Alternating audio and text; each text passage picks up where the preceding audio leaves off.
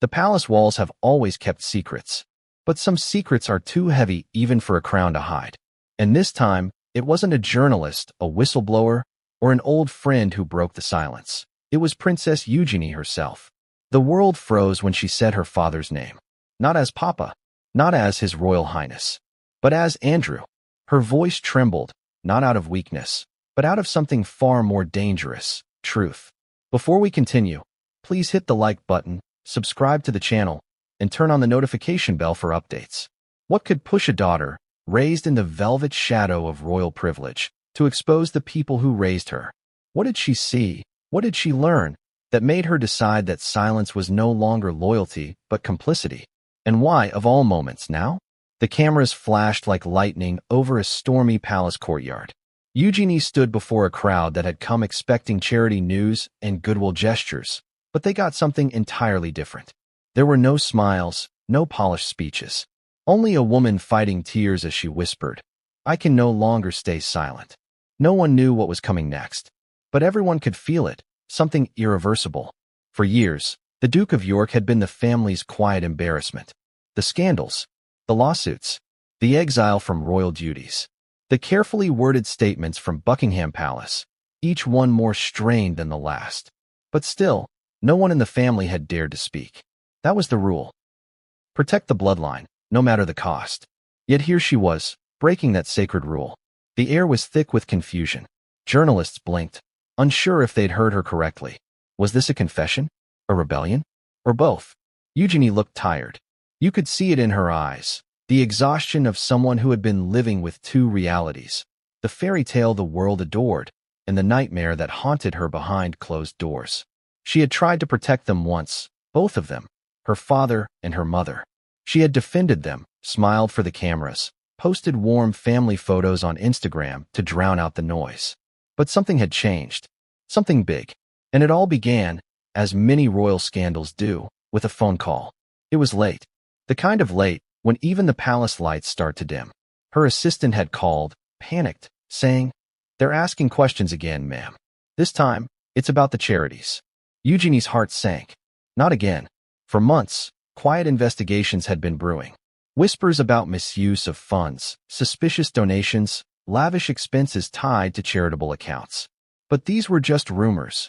At least, that's what she told herself. Royals have rumors the way stars have satellites. Always circling, rarely colliding. But this time, it wasn't orbiting gossip. It was gravity pulling the whole house down. Behind the gilded walls, Scotland Yard's Financial Crimes Unit had opened a sealed file. The name on the top? Andrew Albert Christian Edward, former Duke of York. And beneath it, another, Sarah Margaret Ferguson. It was almost poetic. Once married, then divorced, yet still bound by scandal. The police weren't investigating just any charity. They were looking into her parents' foundations, organizations built under the banner of goodwill and humanitarian causes. But money had gone missing. A lot of it. Donations that never reached hospitals, grants that vanished in accounting fog. Every penny unaccounted for painted a darker picture.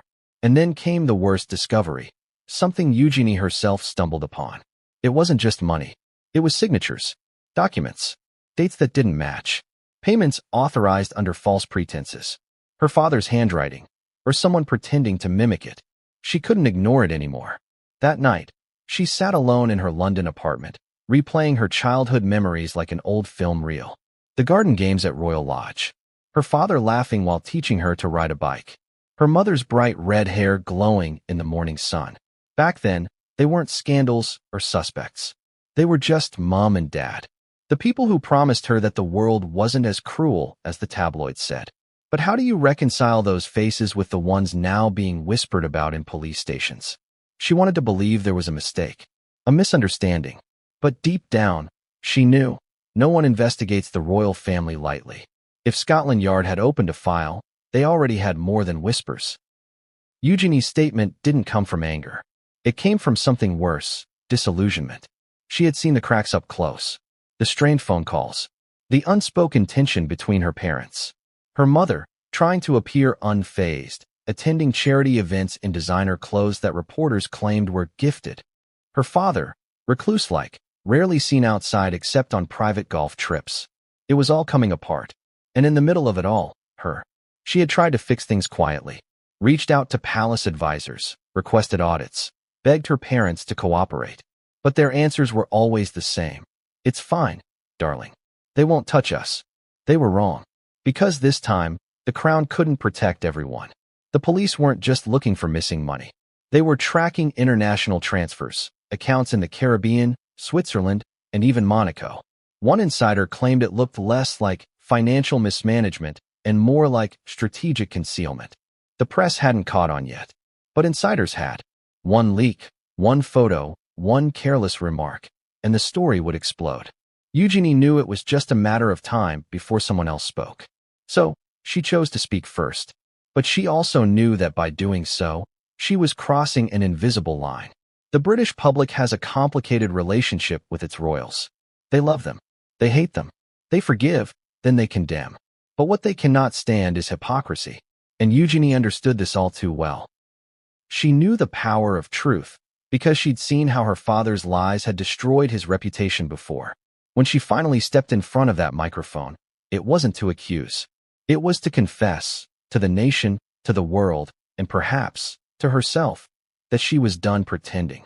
Her speech was short, barely 3 minutes, but it sent shockwaves across every newsroom from London to New York. I've always believed in integrity, she said softly. But when integrity is compromised by those we love most, we face a choice, silence or truth. Today I choose truth. The silence afterward was deafening. In that moment, even the palace couldn't spin the story fast enough. For once, no press release could rewrite what had just happened. The internet lit up. Hashtags trended. The BBC cut into programming for breaking news coverage. Princess Eugenie breaks ranks. The headline read, "Royal whistleblower?" The word echoed through digital corridors. But what most people didn't realize then was that Eugenie's statement was only the beginning. Behind her calm words was a storm waiting to erupt, a trail of evidence, witnesses, and confessions that had the potential to shake the monarchy to its core. Why now? Because the walls were closing in. Investigators had already questioned former staff at Royal Lodge, bankers, donors, and the deeper they dug, the uglier it got. Connections to shell companies, large donations that disappeared right before charity reports were filed, and names. Familiar, powerful names, appearing again and again in secret ledgers. When Eugenie saw one of those names on a confidential report, she stopped sleeping. For the first time in her life, she realized that royal blood didn't protect her from consequences. It trapped her in them. And yet, even as her world tilted off its axis, part of her still wanted to protect her parents. She loved them, after all. Love doesn't vanish when the truth arrives. It just becomes harder to hold. So when the tabloids asked if she'd betrayed her family, she said nothing. When palace aides tried to silence her with official statements, she ignored them. When a royal insider warned, "You're risking everything," she quietly replied, "Then everything is already gone." Because Eugenie wasn't fighting for the monarchy. She was fighting for her soul. And as her speech ended that day, the crowd erupted, not in applause, but in gasps. Her mother's name, her father's crimes, her own tears, it was too much to take in. But what came next was even more unexpected. A call from inside the palace. Not to Eugenie, to the police. Within hours, detectives were seen entering a discreet side gate of Royal Lodge. No flashing lights. No sirens. Just quiet footsteps that signaled something historic. For the first time, the law was walking into the private world of a royal without permission. The press didn't know yet, but they would. And when they did, the royal facade would crack in ways no PR team could repair. Eugenie went home that night in silence, the weight of centuries of privilege pressing on her shoulders. She looked out her window toward Windsor, where her father had once waved to adoring crowds. Those cheers were gone now, replaced by whispers, questions, doubt. Did she do the right thing? Was truth worth the destruction that followed? Her phone buzzed. A message from an unknown number. "We know what you found. Stay quiet if you want to stay safe." Her stomach turned cold. She locked her phone, pulled the curtains, and sat in the dark. Outside, the lights of London flickered like warning signs. Inside, her heart pounded with the certainty that she had started something she couldn't control. And then she said softly, almost to herself, "It's too late now." Because the truth was already out there. and it was hungry. The palace had seen many scandals, but nothing like this. Not a whisper, not a leak, but a full-blown confession delivered by one of their own. The morning after Princess Eugenie's statement, the royal PR machine went into overdrive. Calls were made before dawn, screens lit up in Buckingham Palace, and royal aides raced down marble corridors clutching their phones like lifelines. There was panic in the air, quiet panic, the kind reserved for moments when decorum demanded calm while chaos burned beneath the surface. But outside those walls, the world had already heard her words, and they were not going away. Eugenie's short, trembling speech had played on every screen across the country. Newspapers printed extra editions before sunrise. "Princess Eugenie speaks out against family," screamed the front page of the Daily Mirror. "A royal rebellion," declared The Guardian. For a family that thrived on silence, this was a rupture in their DNA. The footage replayed endlessly. Her pale face, her voice cracking slightly as she spoke the words, "I can no longer stay silent." No spin doctor could soften that. No palace spokesperson could reshape it into a narrative about misinterpretation or emotional distress. This wasn't a misunderstanding. It was a daughter's truth cutting through decades of denial. And the public felt it. Outside the palace gates, people gathered, not in protest, not in celebration, but in stunned curiosity. An older woman holding a newspaper murmured, "Bless her heart, that took courage." A man beside her whispered, "Or stupidity." But behind that sea of mixed emotions lay one unspoken question. What did she know? Because no princess risks everything, her title, her protection, her royal privileges, without good reason. Back at her residence, Eugenie sat on the edge of her bed, the world spinning around her. Her phone hadn't stopped buzzing all night. Messages from friends, distant relatives, strangers. Some praising her, some begging her to retract everything. Others threatening her in ways only the internet could manage, venom masked as outrage. She read none of them. Not yet. She just sat there, numb, her heart pounding in a rhythm she didn't recognize. Her husband, Jack Brooksbank, entered quietly, setting a cup of tea on the nightstand. "You should drink something," he said softly. She nodded but didn't touch it. "You did the right thing," he continued, his voice careful, as if words themselves might break her further. "Did I?" she finally asked, her eyes not moving from the floor. "Because it doesn't feel like it." Jack hesitated. "You told the truth." She looked up at him, tears beginning to well. In this family, that's the most dangerous thing you can do. He wanted to argue, to reassure her, but he knew she was right. He'd seen what happened to anyone who crossed that invisible royal line. One moment they were family, the next they were ghosts. A knock on the door interrupted them. Eugenie's assistant, pale and visibly shaken, entered holding a tablet. "Ma'am," she whispered, "you need to see this." On the screen was a live feed from BBC News. The caption at the bottom read, "Scotland Yard confirms investigation into royal charity networks." Eugenie froze. Her blood ran cold. It had begun. The anchor's voice filled the room. Sources close to the Metropolitan Police confirm that an official inquiry has been launched into allegations of financial irregularities involving charitable foundations linked to the Duke of York and Sarah Ferguson. He didn't look at her. His gaze stayed fixed on the folder labeled York Investigation. "She's not emotional," he said after a pause. "She's deliberate." The room fell silent. Everyone knew what that meant. A deliberate royal move was political warfare. Across the city, the press camped outside Eugenie's residence. Cameras, drones, microphones, every angle, every second. For a woman who had spent her life avoiding the spotlight, she was now its prisoner. But Eugenie didn't hide. She walked out that afternoon, coat buttoned, sunglasses on, face pale but resolute. Reporters shouted questions. "Princess Eugenie, do you have proof? Are you cooperating with the police? Is your father guilty?" She didn't answer. Only one line escaped her lips, calm but chilling. "You'll know soon enough." Those words hit the air like a match in gasoline. Social media exploded. "You'll know soon enough" trended for 12 hours straight. The public was divided. Some hailed her bravery. Others accused her of betrayal. But for Eugenie, this wasn't about sides. It was about survival, emotional, moral, and perhaps even physical. Because what no one outside knew yet was that she had already received a warning. A quiet one. The kind that never gets written down. A text message from a blocked number. 5 words. You've said too much already. She showed it to no one. Not even Jack. Meanwhile, in a discreet office in Westminster, 2 senior detectives reviewed files under the dim light of a desk lamp. One of them, Detective Chief Inspector Mason, frowned. These transactions are older than most people realize, he muttered. They go back to 2013. This isn't mismanagement. This looks coordinated. The younger officer nodded. And now we have the princess herself hinting at internal knowledge. Mason sighed. Then she's in danger. People don't survive long when they stand between power and exposure. Eugenie didn't know it yet, but those words would soon prove prophetic. That evening, the first leak dropped.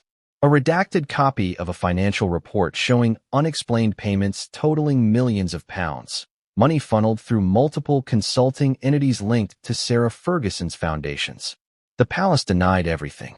Baseless speculation, the statement read. But the tone was defensive. Too defensive. And the public could smell fear. Reporters began camped-out analyses. Former royal aides went on talk shows, and every ex-employee with a story suddenly found an audience. Among them, a former accountant for one of Sarah's charities made a cryptic remark on ITV. Let's just say not all the donations were meant for hospitals. It was the first spark. The flames would come soon after. Meanwhile, Eugenie sat alone that night, scrolling through the headlines, her hands shaking. She wanted to call her father, to ask him if it was true, to hear him say it wasn't. But she couldn't, because deep down, she feared the answer. Instead, she opened a small wooden box on her desk. Inside were letters her father had written her when she was studying abroad. One line stood out. Never let anyone make you ashamed of being a York. She read it 3 times, then whispered to the empty room. You made me ashamed, Dad. Outside, the flashing lights of paparazzi cameras painted her window in bursts of white and blue. She closed the curtains and sat down, heart racing, trying to remember when everything started to fall apart. Maybe it was the Epstein scandal. Maybe it was the financial messes her parents kept ignoring. Maybe it was the day she realized that being royal didn't mean being good. But tonight, she knew one thing for sure. There was no turning back. The story had escaped her control. The truth had teeth now, and it was biting. And as dawn approached over London, the phone rang again. Her assistant answered, trembling, and handed it to her. It's Scotland Yard, she said. Eugenie hesitated, then took the call. Yes, this is she. The voice on the other end was firm. Princess Eugenie, this is DCI Mason. We believe you have information that may be relevant to our investigation. Would you be willing to meet privately? Her breath caught. She glanced at Jack, who stood frozen in the doorway. When? She asked. Tonight, the detective replied. And please, ma'am, don't tell anyone you spoke to us. The line went dead. Eugenie sat still, her hands gripping the phone, her heart pounding. Outside, the palace clock struck midnight. And somewhere deep within Windsor's shadowed halls, Prince Andrew looked out a window, unaware that his daughter had just become the key to his undoing. Loyalty. That was the word Princess Eugenie had been raised to worship. Not God, not fame, not even the monarchy itself, but loyalty. To her family, to the crown, to the unspoken code that governed every royal breath. Never let the world see you bleed. But what happens when the wound is too deep to hide? That question echoed in Eugenie's mind as she stood in her father's study for the first time in months. The air felt stale, the curtains drawn tight. Bookshelves lined with leather-bound volumes, family photos dusted but untouched, and the faint scent of cigar smoke still clinging to the air. It was like stepping into a time capsule of denial. She hadn't planned to come. She'd driven to Royal Lodge in near silence, her heart pounding the entire way. Jack had wanted to come with her, but she refused. I need to do this alone, she'd said. When she walked through the front door, the old butler, Jenkins, froze. His eyes darted nervously before bowing slightly. Good afternoon, ma'am. The Duke isn't expecting you. I'm not here for tea, she replied sharply. He nodded and stepped aside. Every step down the hallway felt like walking through history. Portraits of her parents smiling in happier times. Laughter captured before disgrace settled over them like fog. And yet, under that nostalgia, she felt something darker. The quiet hum of secrets that never stopped whispering. She opened the door to her father's study. The room was exactly as she remembered. The massive oak desk, cluttered with papers and half-empty teacups. The brass lamp that flickered slightly. The small stack of unopened letters from charities across the world still sitting neatly to one side. But it was the folder on top of the desk that caught her eye, labeled in her father's handwriting. Charity correspondence, private. Her pulse quickened. She shouldn't look. She knew that. Every royal instinct screamed that she was crossing a line that could never be uncrossed. But curiosity, that small rebellious flame that had followed her since childhood, wouldn't let go. Her fingers trembled as she opened the folder. Inside were spreadsheets, donor lists, bank statements. Nothing unusual at first glance. But then she saw the first inconsistency. A donation from a London-based foundation listed as approved by Prince Andrew, dated 6 months after he'd officially stepped down from royal duties. That wasn't possible. She flipped through more pages. More signatures. More approvals. Dates that didn't match. And then, one sheet stopped her cold. A transfer receipt to a foreign account. Large sum. Destination, a consulting agency in Monaco. Authorized by Sarah Ferguson, her mother. The handwriting was familiar, but slightly off. It was too perfect, too rehearsed. It wasn't a note from a mother signing off a letter. It was a legal authorization. A transaction. Her knees felt weak. "Mum?" she whispered to the empty room, as if her voice could make the numbers vanish. But they didn't. They stayed there on paper, black and undeniable. She backed away, her mind racing. Maybe it wasn't what it looked like. Maybe there was an explanation. But part of her already knew there wasn't. She remembered her mother's odd insistence a few weeks ago. "Don't look into those reports, darling. They'll twist it into something ugly." At the time, Eugenie thought Sarah was just being defensive. But now, she realized it wasn't fear of being misunderstood. It was fear of being exposed. Her phone buzzed suddenly, breaking her thoughts. It was her sister, Beatrice. "Eugenie, what are you doing at Dad's house?" her voice demanded. "How did you?" "People talk. You know that," Beatrice interrupted. "Look, you need to stop this. Right now." "Stop what?" "This crusade, whatever it is. You're making it worse." Eugenie closed her eyes, gripping the phone tighter. There's money missing. I've seen the papers. It's not gossip. You don't understand how things work," Beatrice said coldly. "You'll destroy us all." Eugenie felt her throat tighten. "I'm not the one who destroyed anything." The line went silent. Then a soft exhale from her sister's side. "You sound just like Mum did before the divorce." And then, click. The call ended. Eugenie stared at the screen, her reflection faint in the glass. A daughter torn between two worlds, one of blood and one of conscience. Her father had always told her, family first, always. But now she wondered, what if the family was the problem? She sat down in his chair, staring at the open folder. Her fingers brushed over one photo tucked between the documents. A charity gala, her father smiling beside Sarah, both of them radiant, shaking hands with a foreign donor. In the background, a banner read, "The York Foundation for Global Youth Empowerment." It had all looked so noble, so pure, until you followed the money. And suddenly, it wasn't empowerment. It was embezzlement in designer clothes. Her mind replayed conversations she'd overheard at home as a teenager. Words that meant nothing then but made terrible sense now. "Keep that quiet.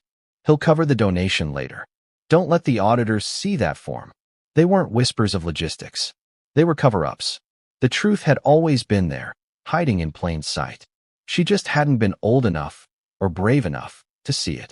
And now, that truth was staring back at her through ink and signatures. Her chest tightened with guilt. She'd defended them. Publicly. She'd posted pictures with captions like, "So proud of my parents and their charity work." Thousands of likes. Hearts. Applause. And all the while, she'd unknowingly been the face of a lie. Was she complicit? The thought made her sick. She got up and paced the room, her thoughts colliding like waves. If she handed this over to police, it would ruin them completely. Her father, already disgraced, would never recover. Her mother, who'd clawed her way back into public favor, would be crushed. But if she stayed silent, the lie would live on, and so would her shame. She stood before the mirror on the far wall, her reflection fractured by sunlight spilling through half-drawn curtains. "What are you doing, Eugenie?" she whispered. "Who are you protecting?" Her voice cracked on the last word. Because she already knew the answer. No one. The only person who could be saved now was herself, and even that was uncertain. Then a noise. A faint shuffle outside the study door. She froze. "Who's there?" she called, trying to sound calm. No answer. She stepped toward the door, slowly turning the knob. The hallway was empty, but on the table outside lay a small envelope, freshly placed. No seal. No writing. Her pulse quickened as she picked it up. Inside was a single sheet of paper. Typed. Anonymous. "You're not the only one who knows. Keep going and we'll both burn."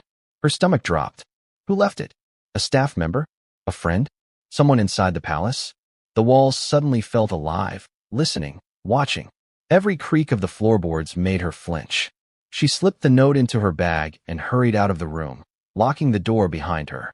But as she left, she glanced one last time at the folder on the desk. That folder held answers and danger. She should destroy it. She should pretend she'd never seen it. But she couldn't, because she realized something as she stood there, hand trembling on the doorknob. Every lie she ignored would only grow louder, and every truth she buried would come back to haunt her. When she returned to her car, her hands were still shaking.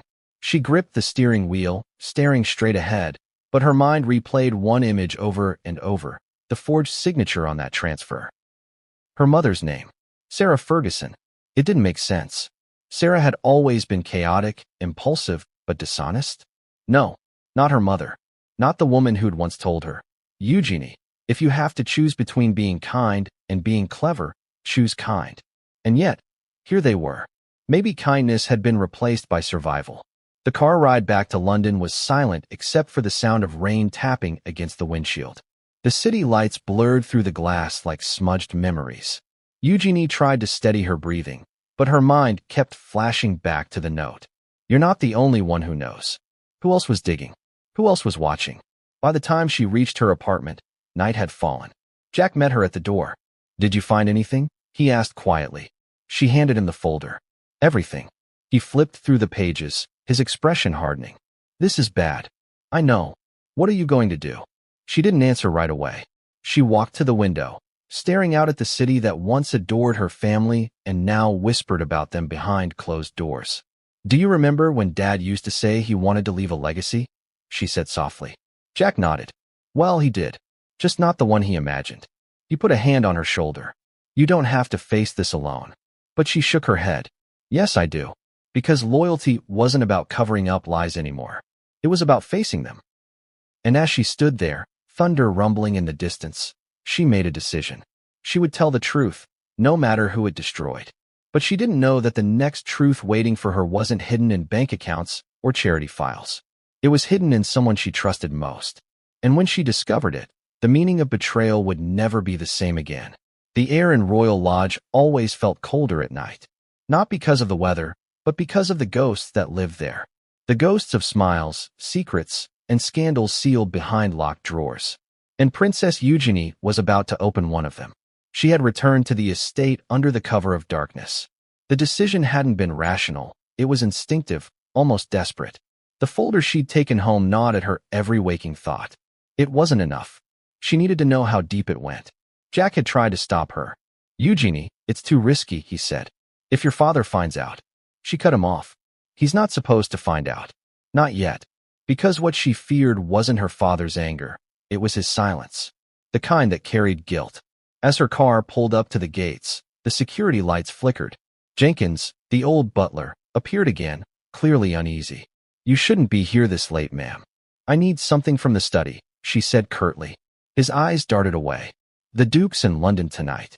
"Good," she replied. "Then no one will stop me." He hesitated, then nodded, stepping aside. "Be careful, Your Highness." The way he said it, soft, weighted, made her pause. Did he know something? She walked inside, her heels echoing through the hall like ticking clocks. Every step felt louder than it should have, like the house itself was warning her to turn back. But she didn't. The door to her father's study was closed. Locked. But she'd learned something from years of growing up in royal estates. Every lock has a spare key, and every butler knows where it's hidden. She found it behind a picture frame in the corridor, a faded portrait of her and Beatrice as children. How ironic, she thought. The image of innocence hiding the key to corruption. The lock clicked softly. The smell of paper, ink, and faint cigar smoke greeted her again. The room was still. Too still. The same lamp, the same clutter, but something felt different. She could feel it in her bones. The folder she'd opened before was still on the desk. But now, there was another beside it. One she hadn't seen. A plain black binder, embossed with gold initials, AY. Her father's. She hesitated. Opening that binder meant crossing another line. But lines didn't matter anymore. Not after what she'd found. She sat down and flipped it open. Inside were neatly organized sections. Charitable partnerships, private accounts, media agreements, and finally, confidential, restricted access. Her heart pounded as she turned to the last section. And there it was. A list of donors. Names she recognized. Billionaires, politicians, foreign businessmen. All attached to philanthropic contributions. But next to some of them were coded notations.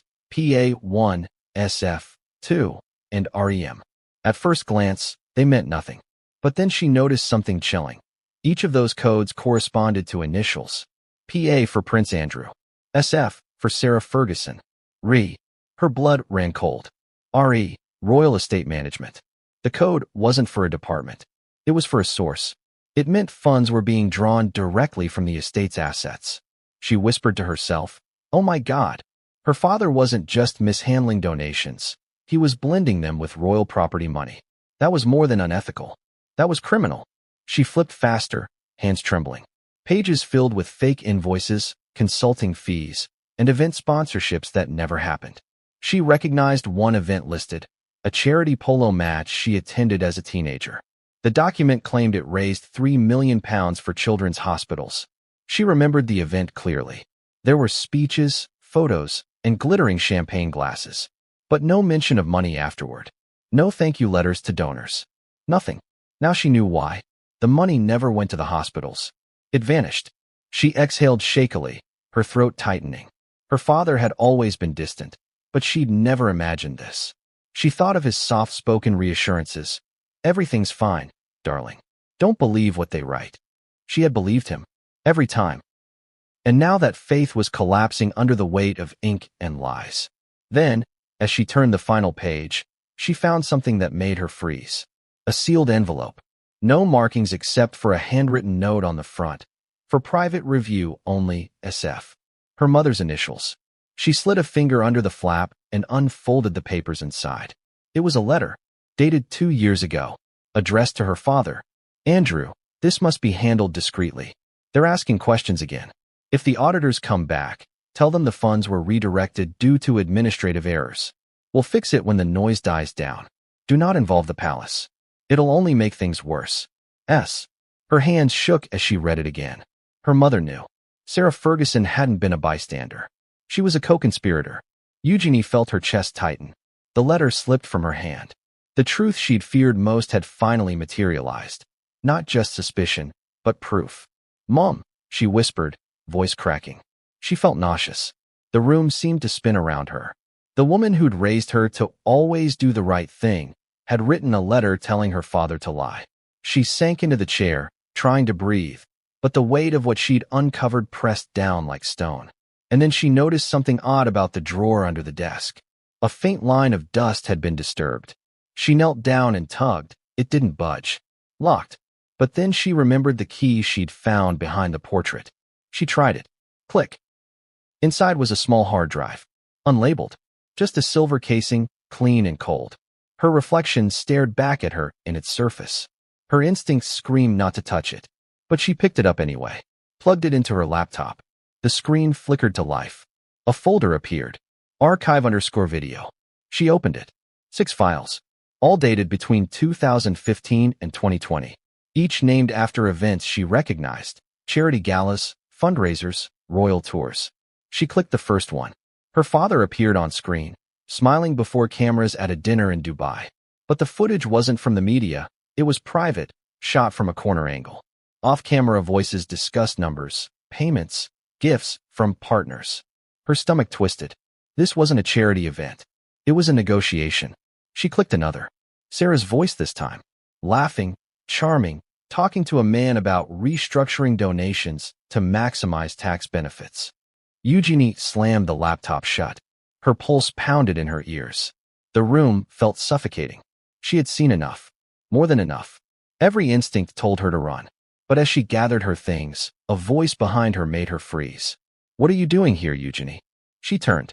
Jenkins stood at the doorway, his face pale but stern. She stammered, I just needed to." He stepped forward, his eyes scanning the desk, the open files. "You shouldn't have come back." "Why?" she asked. "Because I might find the truth?" His voice dropped. "Because truth gets people hurt." Their eyes locked.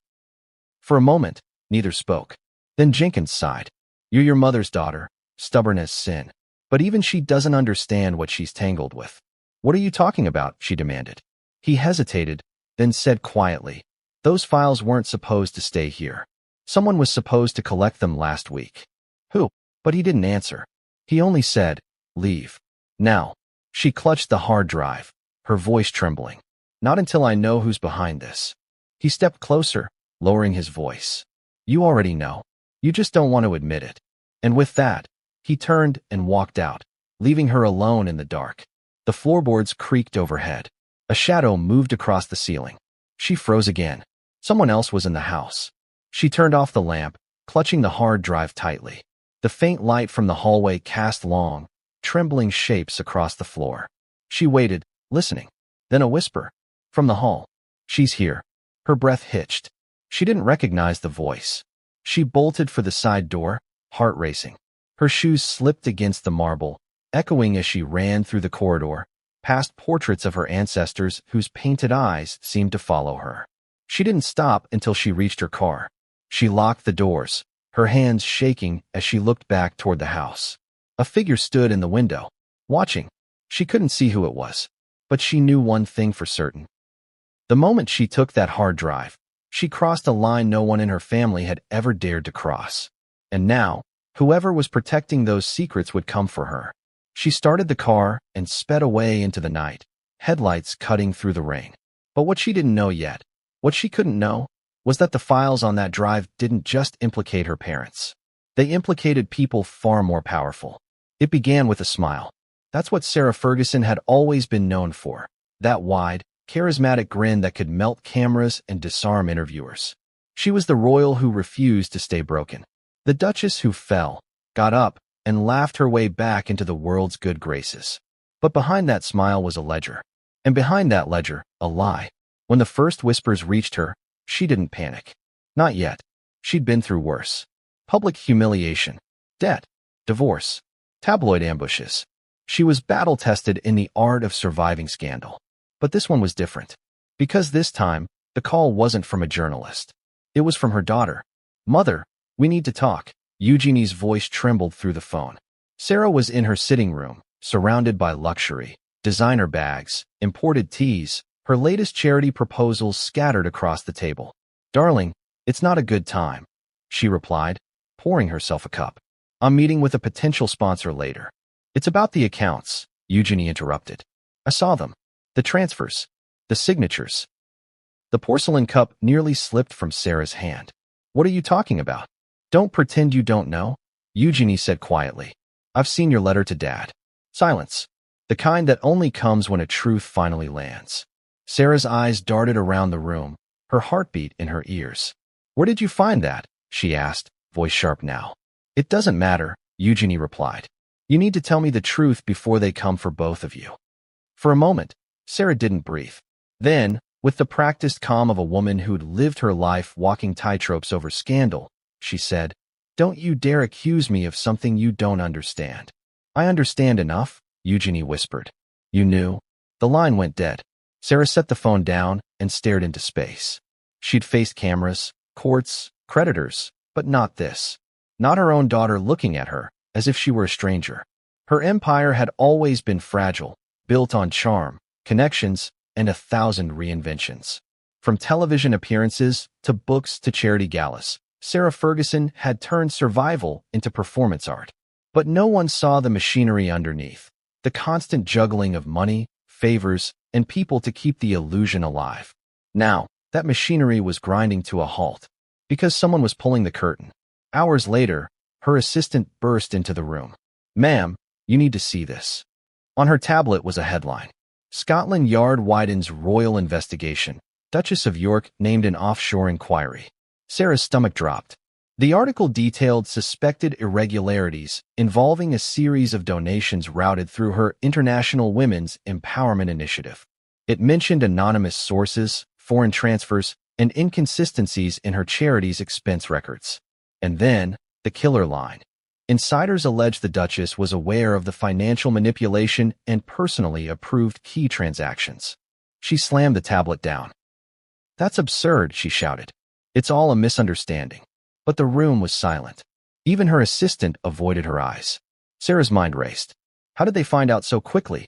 The auditors weren't supposed to dig that deep. Someone had to have leaked. Someone close. Her gaze drifted toward the framed photo on her desk, her daughters smiling beside her. "No," she whispered. She wouldn't. But doubt crept in anyway. For years, Sarah had taught her girls the art of media survival.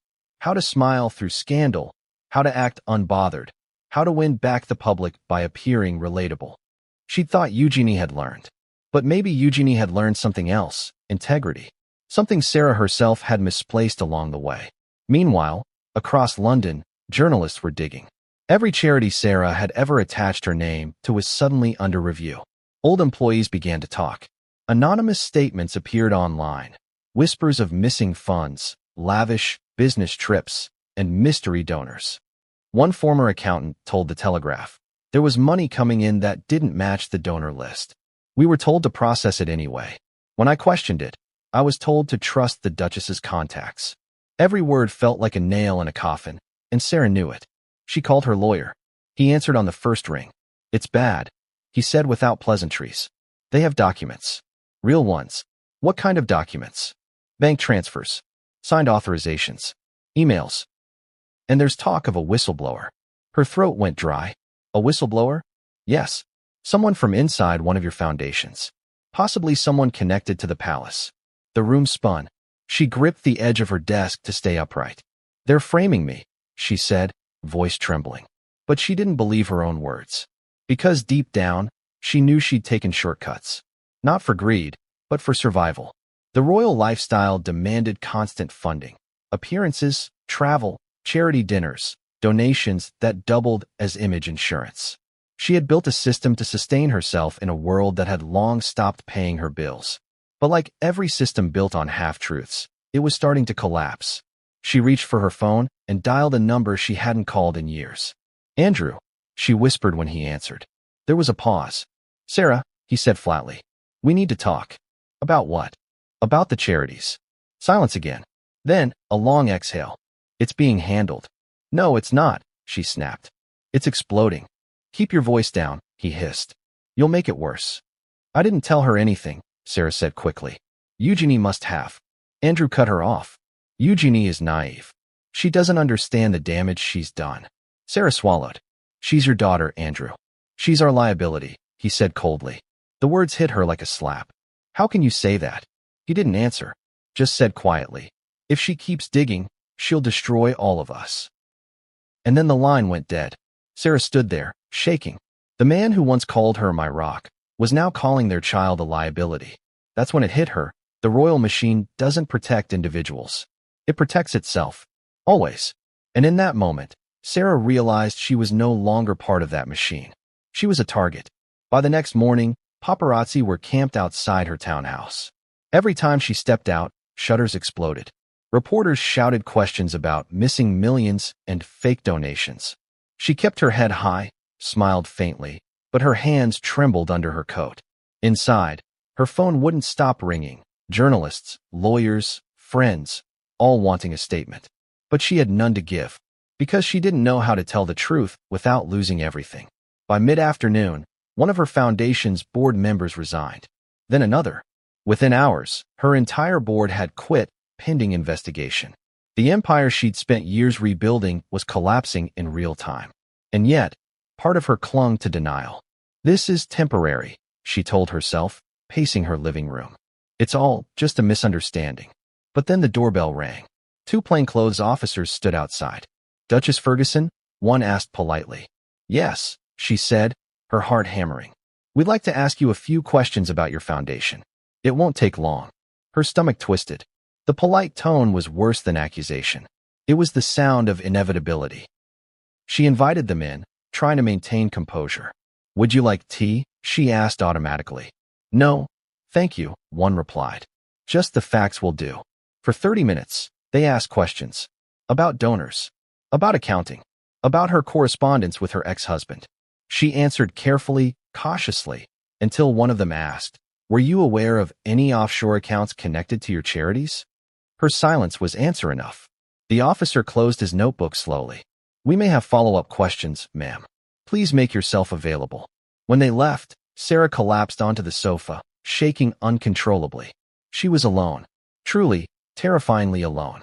The walls that had once held laughter now echoed with dread. She reached for her phone again, scrolling through messages until she found one from Eugenie, hours old, unread. "Mom, please. Stop lying. Tell them everything before it's too late." Tears filled her eyes. "Oh, my darling girl," she whispered. "You have no idea how late it already is." She stared at her reflection in the window, the once glamorous Duchess of York, now a woman haunted by her own survival. For years, she'd thought she could outcharm consequence. But there was no charm left strong enough to undo this. Then, her phone buzzed again. A new message. "Unknown number. You should have destroyed the files when you had the chance. They have them now." She dropped the phone, her blood turning cold. They? Who were they? Scotland Yard? The palace? Or someone darker? Her breathing quickened. If Eugenie had the files, then the walls were closing faster than she imagined. Sarah rose slowly, every nerve screaming that something irreversible had begun. Because she knew the moment she saw that message, this wasn't just about missing money anymore. It was about control, about power, about silencing anyone who threatened the royal illusion. And now her daughter was at the center of it. Sarah clutched her phone, whispering a prayer she hadn't said in years. Please, God, keep her safe. But the storm had already started. When the British monarchy wants to hide something, they don't shred papers or burn files. They schedule meetings. Quiet, private, off-record meetings where smiles replace truth and loyalty replaces law. And on that gray London morning, the palace was filled with them. Inside Buckingham's West Wing, the chandeliers glowed dimly over a long mahogany table where the crisis team had gathered. The air was thick, not with perfume or cigars, but with fear. A dozen people sat in silence, advisors, press liaisons, and a few royals who'd rather be anywhere else. At the head of the table sat King Charles. His face was calm, almost too calm. The calm of a man trained to appear unshaken while standing in a crumbling house. He looked around slowly, his eyes landing on the palace's communications chief. Let's hear it, he said. The man cleared his throat, tapping the papers in front of him. As of 8 a.m., the story has reached every major outlet in the Commonwealth. The Metropolitan Police have confirmed active investigations into the Duke and Duchess of York's charitable operations. Social media sentiment is volatile. Volatile, Camilla repeated with a bitter laugh. That's a polite word for mutiny. The chief continued. There's more. Princess Eugenie's name is trending alongside phrases like royal truth-teller and the brave one. Public sympathy for her is strong. A murmur rippled through the room. One of the aides whispered, that could be dangerous. Charles leaned back, fingers pressed together. So, my brother's daughter is now the people's princess. How poetic. No one dared respond. He sighed. Proceed. The press is requesting a royal statement, preferably one that distances the crown from the Yorks while reaffirming commitment to transparency. Camilla leaned forward, her tone sharp. Meaning we throw Andrew under the bus again. Charles didn't even blink. If necessary, yes. Your own brother, she muttered. My own liability, he corrected. We can't afford another Windsor disaster. Silence again. Only the ticking clock dared to speak. Then, from the far end of the table, a voice spoke up, Sir Reginald Ford, one of the king's oldest advisers. Your Majesty, he said carefully. With respect, if we publicly condemn the Duke, it will confirm the legitimacy of the investigation. That could invite parliamentary oversight. They'll demand financial disclosures, even from other family members. Charles's eyes hardened. And what do you suggest, Reginald? That we pretend nothing's happening while Scotland Yard camps on our doorstep? Reginald hesitated. We could neutralize the source. The room went still. Camilla frowned. Meaning? The daughter, Reginald said simply. Her statement caused this. Without her cooperation, the investigation slows. If she retracts or clarifies her words, the pressure weakens. The press will lose focus. A murmur of discomfort swept through the table. Someone whispered, "You're suggesting we silence a royal." Reginald didn't flinch. "I'm suggesting we protect the institution." Charles tapped the table once, a quiet signal for everyone to stop talking. How would we achieve this neutralization? Reginald adjusted his tie. Publicly, by reconciliation. Privately, by persuasion. Meaning threats, Camilla said flatly. Meaning a conversation, he countered. With consequences. Charles's gaze drifted toward the window. Outside, the drizzle had begun, soft, steady, cleansing. Who would conduct this conversation? He asked finally. I would recommend someone close. Someone she trusts, Reginald said. Perhaps her sister. The king nodded slowly. Very well. Arrange it. The meeting shifted. The discussion moved to media strategy. How to shape the public narrative, how to paint the investigation as routine, how to ensure no cameras caught police entering royal properties again. But beneath the polished words, a current of panic ran wild. One aide whispered, "What if they find something bigger? The accounts link to other estates." "Stop there," another snapped. "We're not to speculate." "Speculate," the first scoffed. "They're tracing transfers from the Duchy of Lancaster. If they open those ledgers." Enough. The room erupted briefly until Charles raised his hand. The silence that followed was heavy, suffocating. His voice was low but deadly precise. "We are not here to discuss hypotheticals. We are here to ensure the monarchy survives this." Then, almost as an afterthought, he added, "Even if the family doesn't." Those words hit the table like thunder. Across London, Eugenie sat in a quiet cafe with a hood pulled low over her head. The meeting at Scotland Yard had been intense. Hours of questioning, detailed discussions about evidence, and a gentle warning. "We believe you may be in danger, ma'am. Keep a low profile." She stirred her tea absent-mindedly, her mind spinning. The detective's voice still echoed in her ears. "There are people inside the palace who don't want this case to move forward." She hadn't believed it then, but now she felt it. The eyes, the silence, the cold, polite distance from family members who suddenly stopped returning calls. Her phone buzzed. A message from Beatrice. "We need to talk. Urgent. At the palace. Don't tell anyone you're coming." Eugenie stared at it for a long time. The timing felt wrong. Too soon. Too deliberate. Still, she replied, "On my way."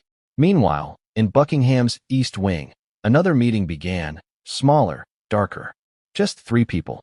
Reginald Ford, Beatrice, and a man no one outside the royal inner circle knew by name. The palace security coordinator, a former intelligence officer named Henry Vale. Beatrice looked uncomfortable, fidgeting with her ring. "Are you sure this is necessary?" she asked. Reginald smiled faintly. "You care about your sister, don't you?" "Of course." "Then this conversation will help her. We're protecting her from herself." Henry spoke for the first time, his voice deep and calm. "We just need her to sign a statement retracting her remarks. Say she was emotional. Misinterpreted information." Beatrice frowned. "And if she refuses?" Reginald met her eyes.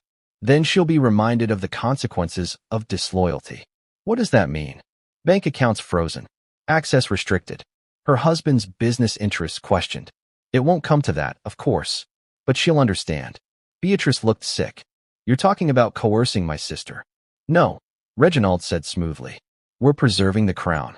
And at that moment, the heavy doors opened. Eugenie stepped in, coat still damp from the rain. Eyes wary. She said softly. "What's going on?" Beatrice forced a smile. "Just come sit." Eugenie looked from her to the 2 men. "This isn't just us, is it?" Reginald rose, bowing slightly. "Your Royal Highness. Thank you for coming." "Who are you?" "An advisor to His Majesty." Eugenie crossed her arms. "Then why am I here?" Reginald gestured toward the table. "To help us all move past this unfortunate situation." She didn't move. "By situation, you mean my parents being investigated?" "By situation," he said, "I mean a young woman who's unintentionally caused great harm to her family and the institution she loves." Her expression hardened. "I didn't cause harm. I told the truth." Reginald sighed. "Ah, truth. Such a fragile word. Is that supposed to intimidate me? She shot back. Not at all, he said. We just want you to clarify your statement publicly. Say you were misinformed, that your father and mother are cooperating fully, and that the family remains united. And if I don't, Henry Vale leaned forward, voice low, then you'll force the crown's hand. And trust me, Your Highness, that's not a hand you want to see played. Eugenie glared at him. Are you threatening me? He smiled. No, I'm protecting you. She stood abruptly. This meeting is over. Beatrice reached for her arm. Eugenie, please. Don't, she said sharply, pulling away. Not you too. Her sister's eyes filled with tears. You don't understand what's at stake. Oh, I do, Eugenie replied. I just don't think it's the crown. I think it's the people who've been hiding behind it.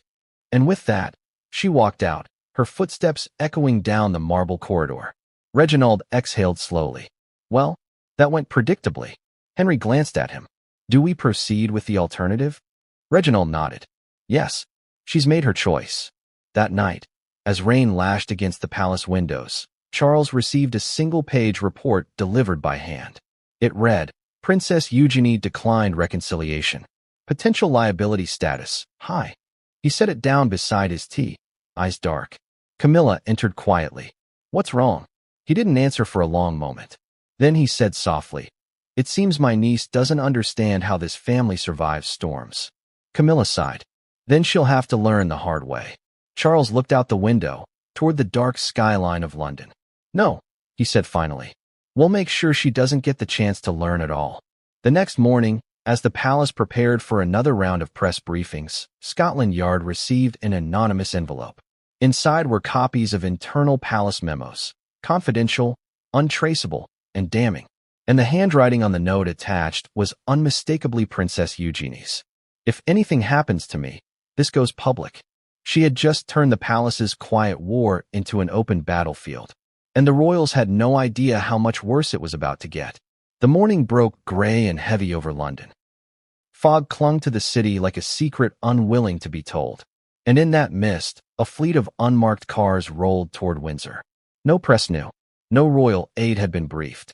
The operation was silent, discreet, but absolute. For the first time in modern royal history, Scotland Yard was entering a royal residence not as guests, but as investigators. Detective Chief Inspector Mason sat in the lead car, staring out at the rain-streaked window. His jaw was tight, his eyes set. He had handled corporate scandals, political cover-ups, even international fraud, but this was different. This was the crown. Beside him, Sergeant Harper flipped through the warrant papers. They still think this is a formality, she said quietly. A few polite questions. A few smiles. Then we leave. Mason didn't respond for a long moment. Then he said, That's what they all think, until the evidence starts talking. At precisely 7:42 a.m., the convoy stopped outside Royal Lodge. The heavy iron gates creaked open, almost reluctantly. The royal crest above them glistened with rain, an emblem of untouchable power. But today, power was about to meet accountability. Inside, Sarah Ferguson was pacing. She hadn't slept. Her phone had buzzed all night. Messages from lawyers, reporters, and even friends she hadn't heard from in years. They all said the same thing. Don't panic. Keep calm. Say nothing.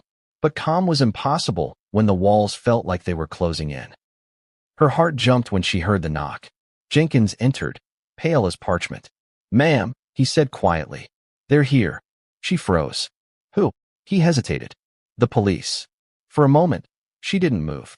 Then, as if on instinct, she straightened her posture, smoothed her hair, and said, Show them in. Mason entered first, hat in hand, eyes scanning every inch of the room. Duchess Ferguson, he said politely. Thank you for receiving us. We have a few matters to discuss regarding your charity.